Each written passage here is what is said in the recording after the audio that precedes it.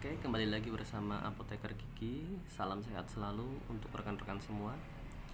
Kali ini kita akan membahas mengenai perbedaan obat batuk berdahak dan obat batuk kering. Obat batuk berdahak digunakan untuk mengeluarkan atau mengencerkan dahaknya.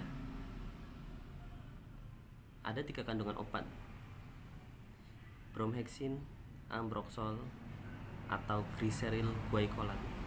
Biasanya obat batuk berdahak pasti memiliki kandungan obat ini. Kemudian obat batuk kering. Obat batuk kering digunakan untuk mengurangi gejala batuk keringnya. Obatnya ada yang memiliki kandungan kodein dan ada yang memiliki kandungan dextrometorphan.